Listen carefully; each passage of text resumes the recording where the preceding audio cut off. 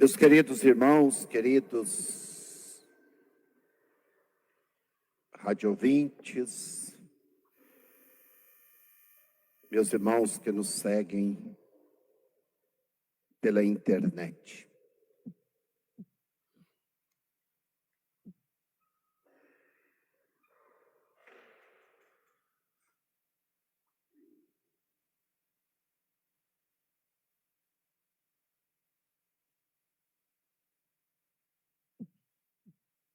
Nós estamos celebrando o 21º domingo do tempo comum da nossa liturgia. E neste ano nós estamos sendo catequizados sempre pelo evangelista São Mateus. Estamos no ano A. E a palavra de Deus deste domingo nos fala da igreja. A igreja. O que é a igreja de Jesus Cristo? Será que a igreja é este templo onde nós estamos aqui? Não, apenas um templo. A igreja é muito mais do que isto. A igreja é a comunidade dos seguidores, dos discípulos de Jesus Cristo. E a igreja, nós sabemos que ela é muito mais invisível do que visível. Muito mais invisível do que visível. A igreja é um mistério.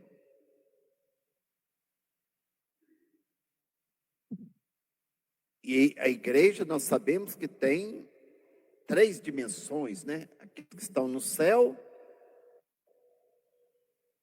nós que estamos aqui na terra, somente com aqueles que já estão se purificando.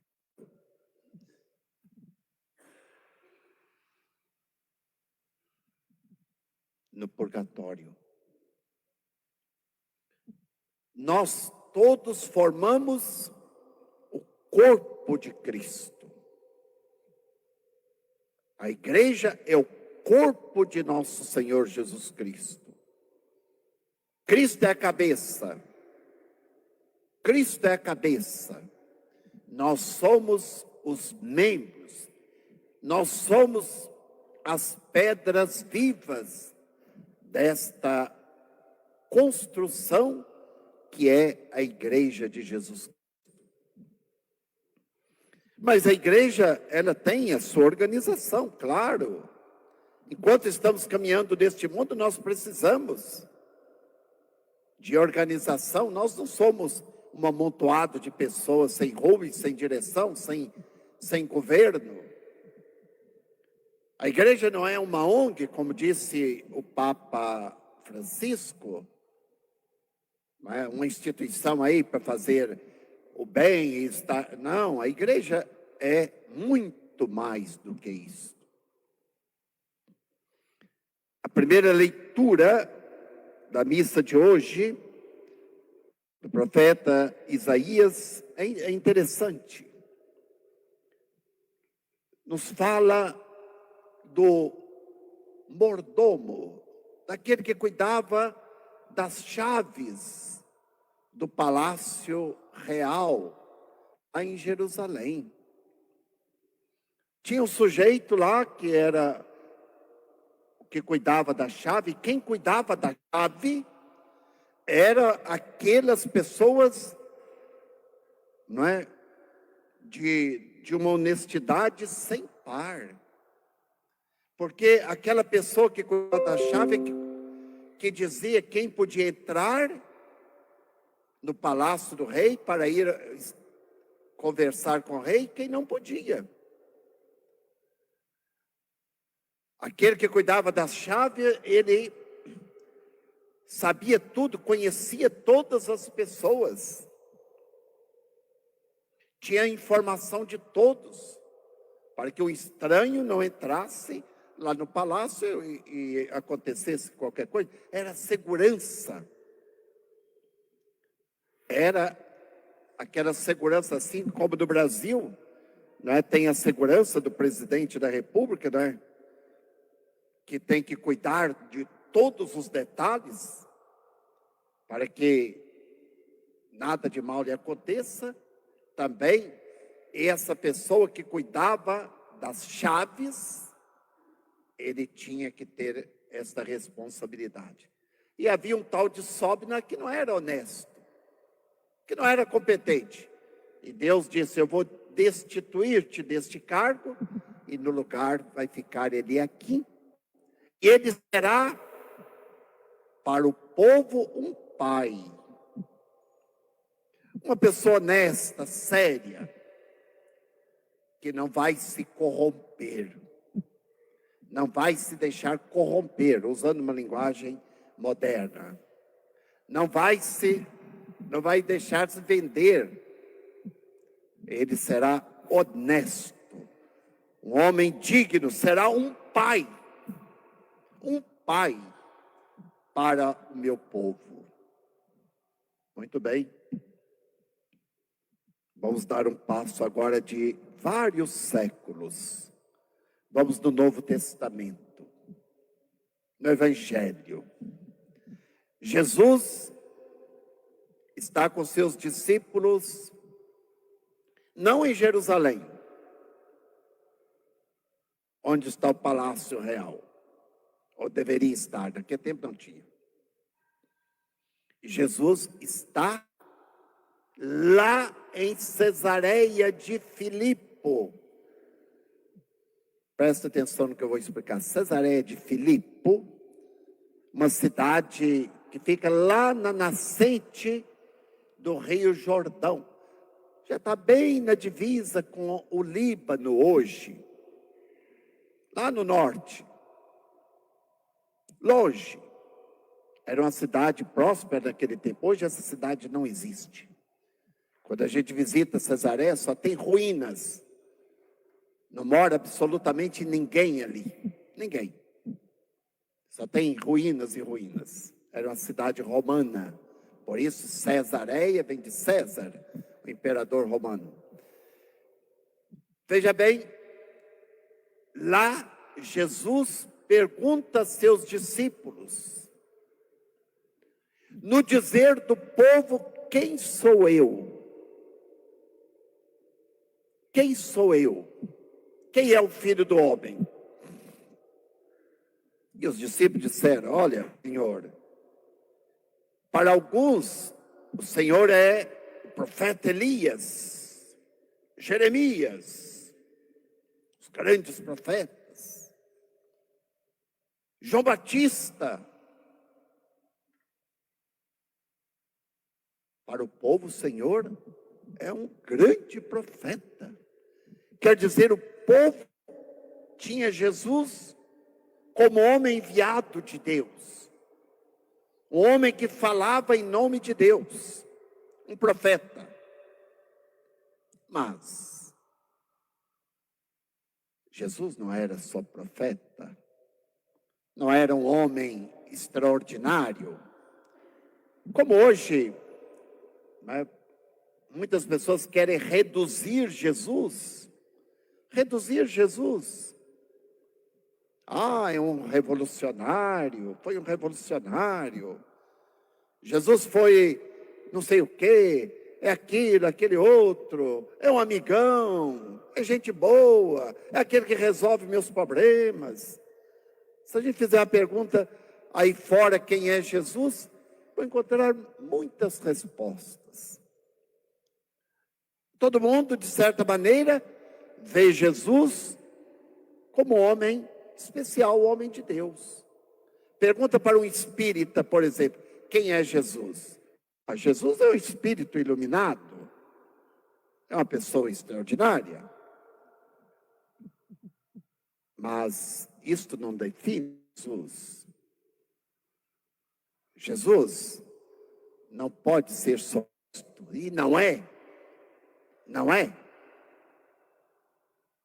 Por isso Jesus agora pergunta aos discípulos, aos 12, para vocês, quem sou eu? Pedro, que fala em nome do colégio apostólico, em nome dos 12, toma a palavra e disse, olha o que ele diz. O Senhor é o Messias, o Filho do Deus vivo. Olha, isso é fantástico. Jesus é o Messias. O povo de Deus esperava o Messias há tantos e tantos séculos. Mas na cabeça do povo, quem era o Messias? Que um dia enviaria, seria um rei poderoso,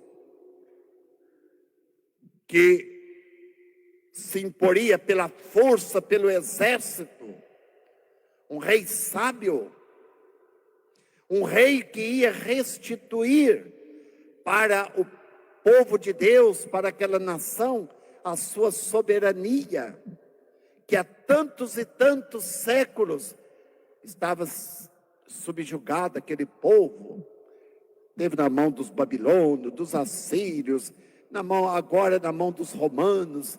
Então, eles esperavam o Messias, mas o Messias seria um homem, um rei, nada mais do que isto. E Pedro vai dizer, o Senhor é o Messias, mas Pedro não fica por aí. O Senhor é o Messias, é o Filho de Deus vivo. É o Filho do Deus vivo. Olha, quem é Filho de Deus? Na Bíblia, Filho de Deus, quando fala na Bíblia, são os anjos. Também, Filho de Deus, é o povo de Israel. Filho de Deus, o rei. O que significa quando Pedro diz que Jesus é o Filho de Deus? Significa que Jesus é alguém especialíssimo. É alguém sobre o qual a mão de Deus está. É alguém totalmente diferente dos outros seres humanos. É humano, mas totalmente diferente. É o Filho do Deus vivo. Está aí, meus irmãos. Pedro disse isto, não porque alguém informou para ele isso, não porque ele leu alguns livros, porque ele fez uma pesquisa e chegou a esta conclusão. Não porque os apóstolos reuniram e analisando os milagres de Jesus, não, este daí é o Filho de Deus, é Deus, não. Jesus disse, não foi um ser humano que te revelou isso, foi o meu Pai que está no céu. Quer dizer, Pedro é um escolhido do Pai. Foi meu Pai que te revelou isso. Pedro é alguém cheio do Espírito Santo, iluminado pelo Espírito Santo. Por isso que ele pode proclamar esta verdade, meus irmãos, que é a profissão de fé da igreja de todos os tempos. Quem é Jesus para nós? Quem é Jesus? Não é um cara legal. Não é um profeta isso. Jesus para nós é Deus de Deus, luz da luz, Deus verdadeiro de Deus verdadeiro, gerado, não criado, consubstancial ao Pai. Por ele todas as coisas foram feitas. Ele é Deus, é a segunda pessoa da Santíssima Trindade. Filho de Deus. Aquele que lá no batismo o Pai diz: este é meu Filho amado, no qual eu coloco a minha afeição. Jesus é Deus, homem, sim, assumiu a nossa humanidade, sem deixar de ser Deus. Como disse São Tomás de Aquino, que em Jesus se esconde a sua divindade. Sim, a divindade está escondida, mas pela fé nós reconhecemos como Pedro que Jesus é o Senhor, que Jesus é Deus. Agora sim, que Pedro e os apóstolos reconhecem que Jesus é Deus, tem fé, aí sim, Jesus pode dizer: e tu és Pedro, pedra, rocha, e sobre esta pedra eu construirei a minha igreja. A igreja de Jesus Cristo é a comunidade dos seguidores de Jesus que proclama que Jesus é Deus, é homem e é Deus. Isso que nos diferencia dos que não são cristãos. Para os não cristãos, Jesus não é Deus. Pergunta um espírita, para ele Jesus não é Deus. Pergunta para outras religiões que tem por aí, não é? Jesus não é Deus. É um sujeito fantástico, é tudo, mas não é Deus. Para nós cristãos, a pedra sobre a qual a igreja está fundamentada é a fé de Pedro. Jesus é o Messias, o Filho do Deus vivo. Esta que é a rocha, a nossa fé, que nós não podemos abrir mão. E Jesus disse mais: eu te darei as chaves do reino dos céus. Olha lá, da primeira leitura. Tudo que você ligar na terra, será ligado no céu. Tudo que você desligar na terra, será desligado no céu. O que significa? Que a fé de Pedro o constitui o porta-voz de Jesus neste mundo. Tudo que você ligar na terra, será ligado no céu.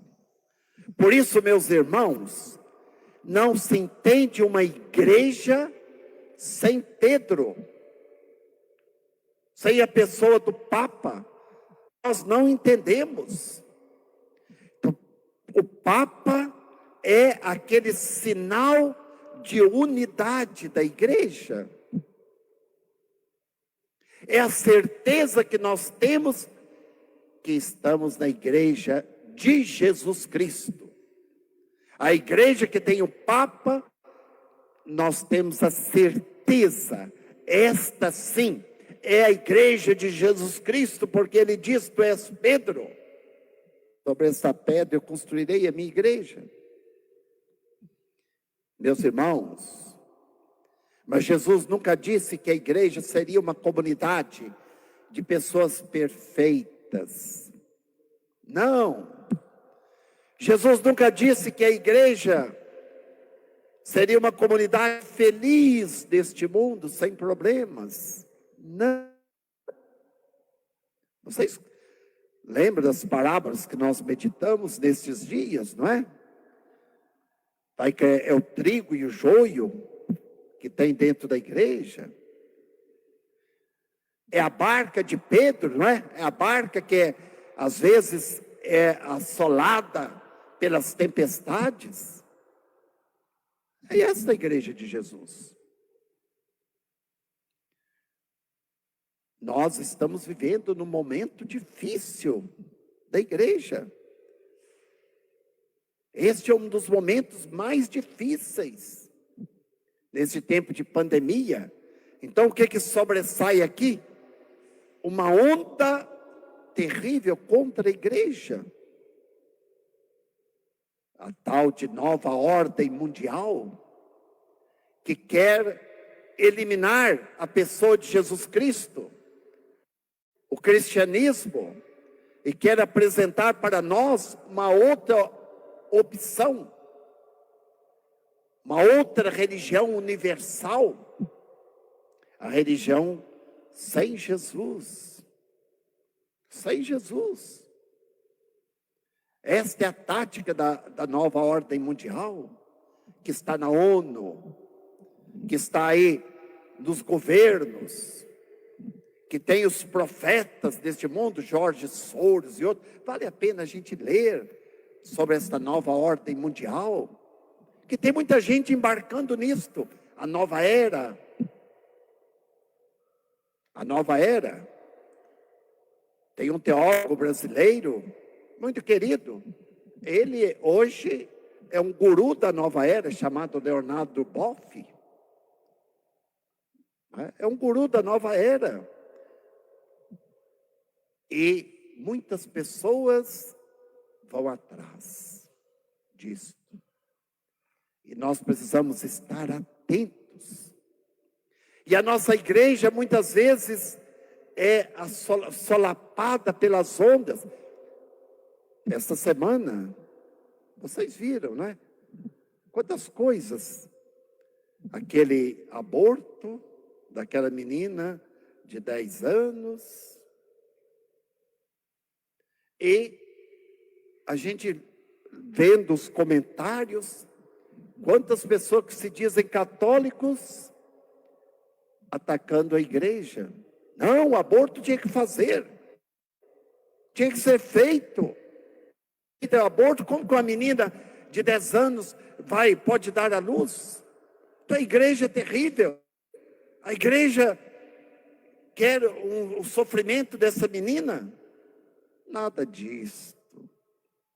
A igreja nunca disse que aquela menina é culpada. A igreja nunca disse, não é, que aquele que estuprou é uma pessoa desta. A igreja sempre disse que matar é um crime, é pecado. Uma criança que ficou grávida com 10 anos, então tem que condenar à morte. Então vão condenar a criança que está dentro do seu ventre, ela que tem que ser condenada, porque foi condenada a criança, ela que foi condenada à morte. A pior pena que recebeu é aquela criança que estava no ventre, e depois quem recebeu a segunda pena pior é a mãe, aquela criança. Quando a igreja diz que estava errado, a igreja ainda tem suporte para cuidar daquela criança, da mãe como da criança. Nós temos médicos católicos, médicos cristãos, nós temos advogados, juízes, desembargadores cristãos. Nós temos hospitais cristãos, nós temos comunidades cristãs que podiam cuidar da mãe e da criança. Nós temos. E todos nós aqui, que estamos aqui, vocês que me ouvem, se a igreja fizesse um apelo, não, eu preciso de tanto para enviar essa criança para um tratamento tal, todo mundo estaria junto, nós estaríamos todos juntos. Quantos que se proporiam a adotar aquela criança? Quantas famílias que nós temos que adotaria aquela criança? Não é verdade? Então a igreja, ela é mãe, ela não aceita a vida. Mas os comentários que a gente vai lendo ali das pessoas são terríveis contra a igreja. Pessoas que se dizem cristãos, católicos. Isso que é triste.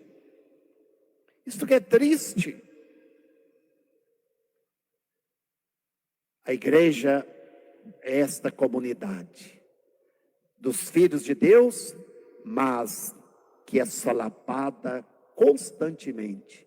Mas uma certeza nós temos. Uma certeza nós temos. Jesus disse: as portas do inferno não poderão vencê-la. Não poderão vencê-la. A onda passa, mas a igreja continua. Por isso que a igreja tem que ser fiel a nosso Senhor. Tem que ser fiel ao Evangelho. Por isso que a igreja não pode brincar com a nossa fé. Nós proclamamos que Jesus Cristo é o Filho do Deus vivo. Não um Deus morto, não um Deus que aceita a morte de ninguém. Porque todos têm direito de viver, desde a sua concepção até a morte natural. Todos. Aquela menina, a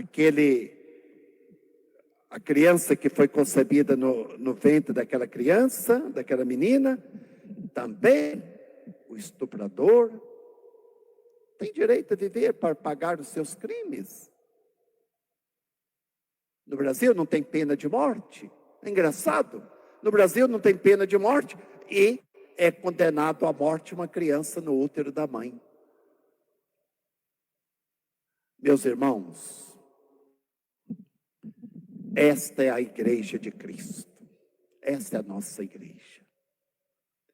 Por isso hoje nós rezamos pelo Santo Padre, o Papa Francisco, que sofre, mas que Deus dê forças para o Santo Padre, para que ele continue firme, proclamando para nós que Jesus Cristo é o Filho do Deus vivo, nos ensinando as verdades do Evangelho, mantendo para nós estas verdades. Que Deus abençoe os nossos bispos, que Deus abençoe todos aqueles que estão a serviço da vida. E hoje é dia dos leigos, dia de vocês leigos, que devem ser aqueles que proclamam aí fora que Jesus é o Senhor, que Jesus é vivo, que Ele é o único caminho, a única verdade, a única vida, e que viver sem Jesus é caminhar para o caos. Viver a nossa vida sem Deus, rejeitando Deus, é caminhar para a perdição. Construir a nossa história e a história da nossa família sem Deus é caminhar no vazio. E quando nós construímos a nossa história, a história da nossa família, nesta verdade que Jesus Cristo é o Senhor, que Jesus Cristo é Deus, que Jesus Cristo é o Filho de Deus que assumiu a nossa humanidade, que morreu na cruz, ressuscitou para nos salvar. Caminhar sob esta verdade, professando esta fé, vivendo esta fé, é que nós um dia chegaremos, à casa do Pai na eternidade, no céu. Que Deus nos ilumine, que Nossa Senhora interceda junto de Deus por todos nós. Louvado seja nosso Senhor Jesus Cristo. Para sempre seja louvado.